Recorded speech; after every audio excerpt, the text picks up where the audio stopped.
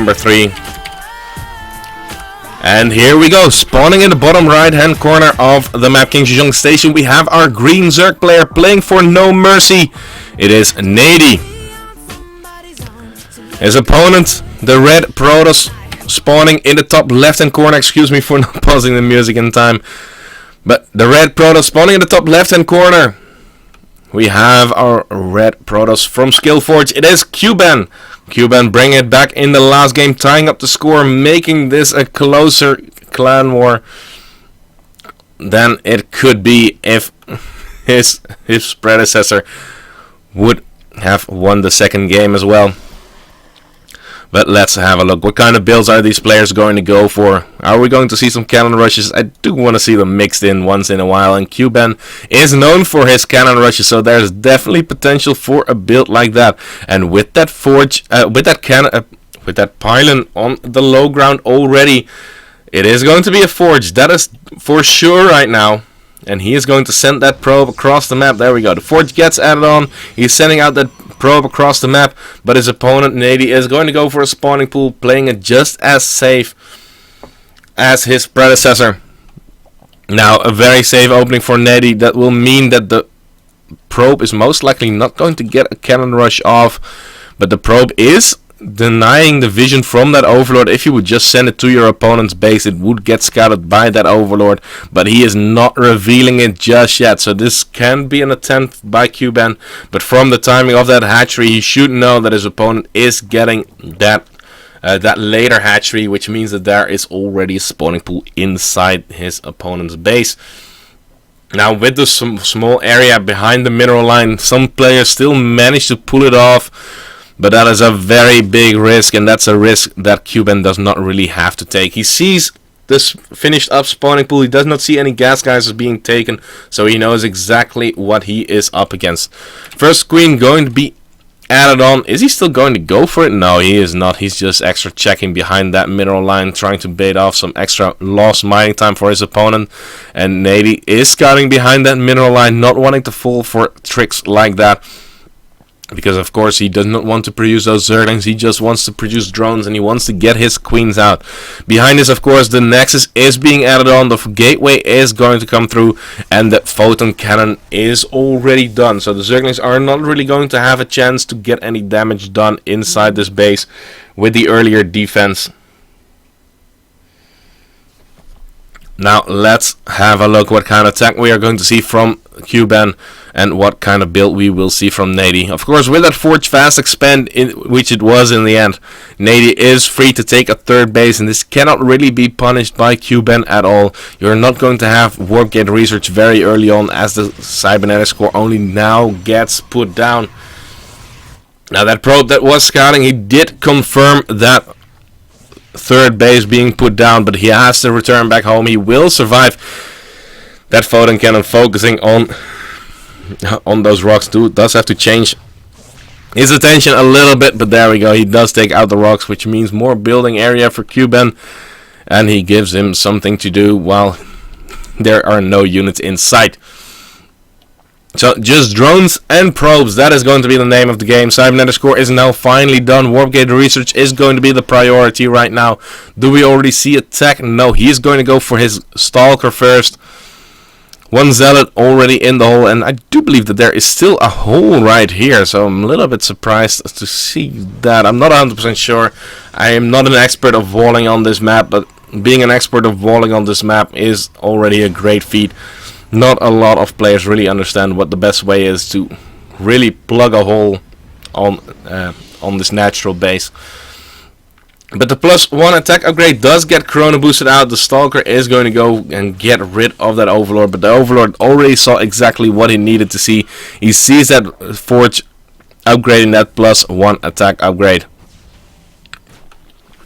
And let's have a look. The Roach Warren is going to be added on, already on 38 drones at this point. Not a whole lot of army units have been made, of course, but the creep spread will come through very quickly. Look at that. The queen at the third base actually using his first energy to get that creep spread going, and with that creep spread out, it's going to be harder and harder for Cuban to really attack into this.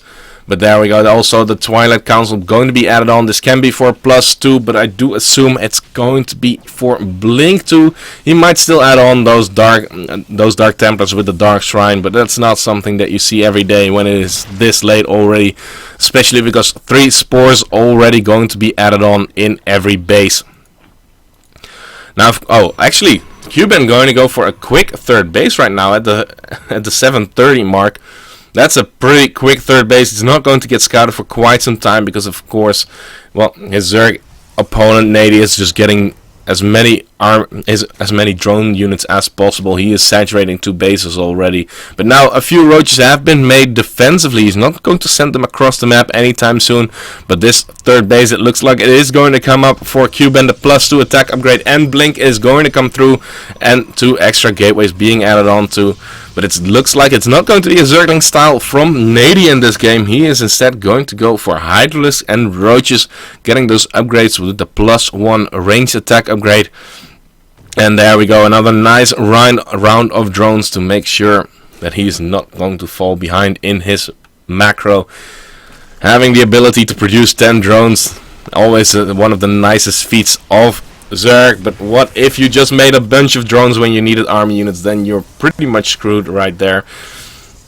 But the third base of Cuban will finish up. I do believe that this was scouted by his opponent. Yes, he has seen everything. That photon cannon actually shooting at that Overseer one last time. But if it's up with that mothership core and the photon overcharge present, it's going to be very difficult to really punish this.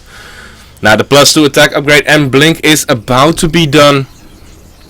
The robotics facility does get added, so he can go up to Colossi in case he wants to, and he really is going to want to, because the Hydralisk then is done. It's researching that extra range upgrade for the Hydralisk. He's getting his roach speed behind this too, and Nady's just setting up for the late game. It's looking actually pretty good for him. He's up to 71 drones. His opponent Cuban did not do anything to disturb the economy. It's been a very passive game so far, just both players working on their macro, and already at the 10-minute mark a hive on the production tab. That's what you really want to see from a Zerg player. Getting those Vipers out just as the first Colossi are going to pop. That is going to be a great feeling for any Zerg player. High Templar can of course wreck your day, but they are not here just yet. The Templar Archives has not been built, and only extra gateways and the first Colossi still have to make their entrance onto the map.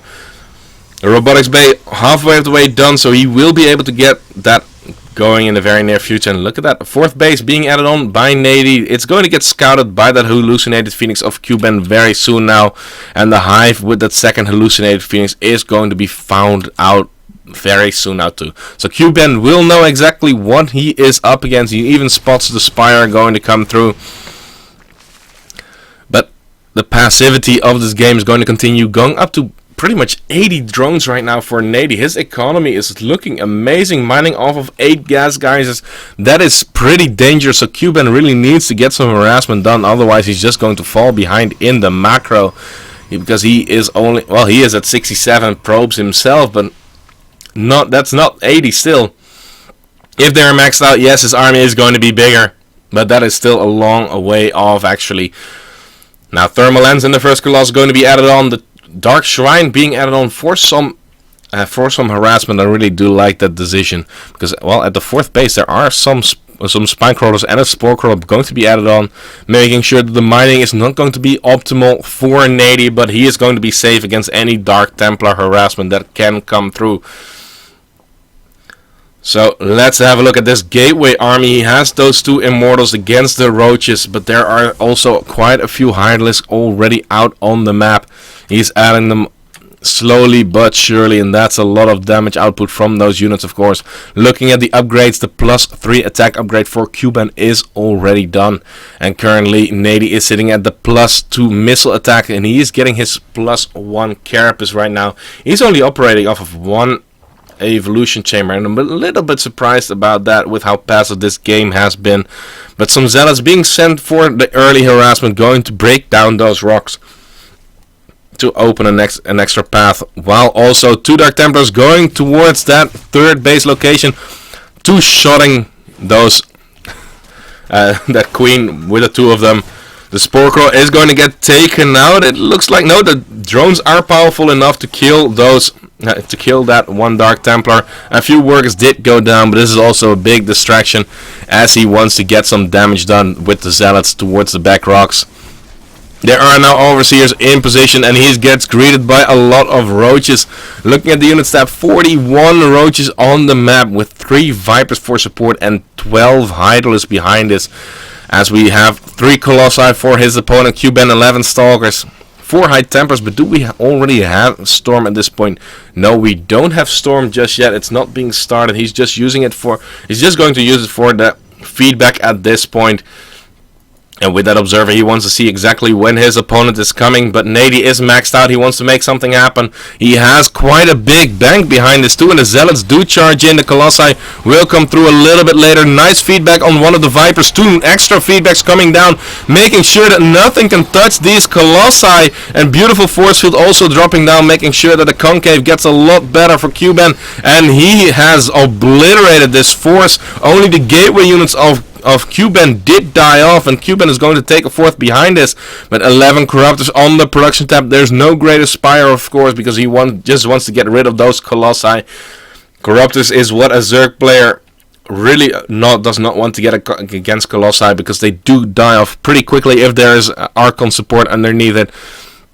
But let's have a look. 11 Corruptors do kill off Colossi pretty fast, and he is going to use that entrance in the back door of the natural to move in. While this is going on, there is a big Zealot warping going towards that 4th base. The Roach Warren has been killed off, so no more roaches for Nady right now. And there we see the Corruptors flying in, and the recall.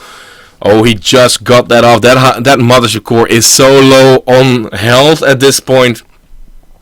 Beautiful game, but at the same time, those Zealots going to town on that one hatchery. I don't think that he's going to get. Oh, he's going to get it. +3 Zealots, apparently insanely powerful, and that puts a hamper on the economy of his opponent Nady quite significantly. While this is going on, again a Zealot run by towards that natural base, and there's not a whole lot of units here to defend. They're all towards the forward base right there, and he's just going to trade with those Hydralisks. Those Hydralisks, if there are Zealots on top of them, they will die off so incredibly quickly. But there we go. The DPS is going to be enough to really to deal with that.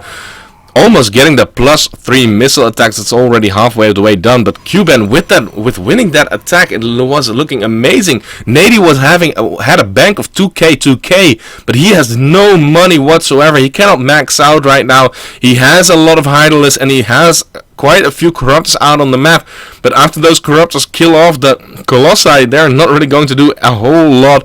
And this army of Cuban is looking so powerful. He has 8 High Templars. Storm is about to finish up, and they do all have Storm energy at this point. They all have around 80 energy. He's going to kill off a few workers on the high ground.